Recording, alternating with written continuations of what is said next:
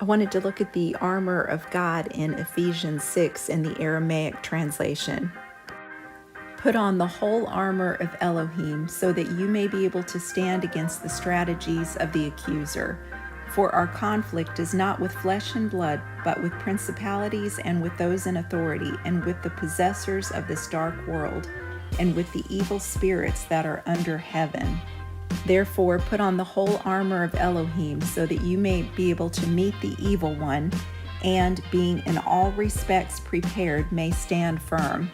Stand up, therefore, and gird your loins with truth, and put on the breastplate of righteousness. And defend your feet with the preparation of the good news of peace. And now take to you the confidence of faith, by which you will have the power to quench all the fiery darts of the evil one. And put on the helmet of salvation, and take hold of the sword of the Spirit, which is the word of Elohim. And pray with all prayers and supplications in spirit at all times, and in prayer be watchful at all seasons, praying constantly and interceding for all the set-apart believers. The Aramaic translation says our conflict is not with flesh and blood, but with principalities and those in authorities, and with the possessors of this dark world, and with the evil spirits that are under heaven.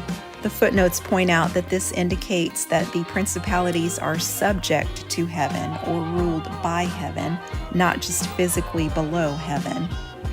The footnotes point out some similarities between Psalm 91, "He shall cover thee with his feathers, and under his wings shalt thou trust. His truth shall be thy shield and buckler," and also in the book of Isaiah, chapter 59, verse 17, "For he put on righteousness as a breastplate, and a helmet of salvation upon his head, and he put on the garments of vengeance for clothing, and was clad with zeal as a cloak."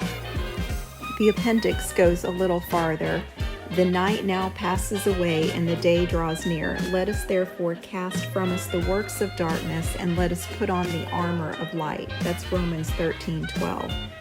"And as we have worn the likeness of him from the dust, so shall we wear the likeness of him from heaven." That's 1 Corinthians 15:49. Colossians 3:10 says, "Put you on the new man that is renewed in knowledge after the likeness of his Creator." Putting on the new man and the armor of light means to be transformed into the image of Elohim.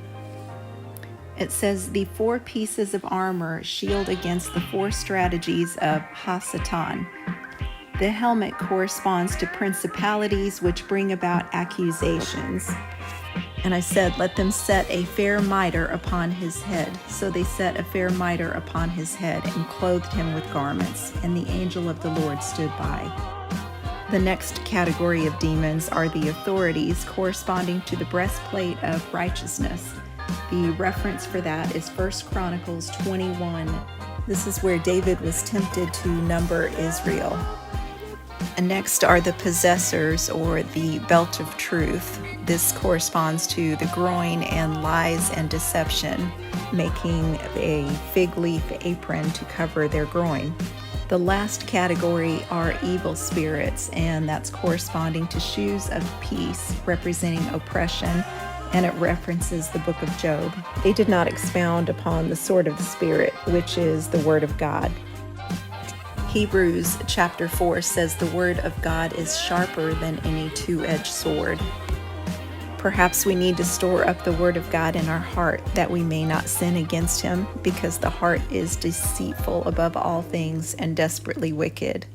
We would not be able to know it without the word of God, the sword of the Spirit.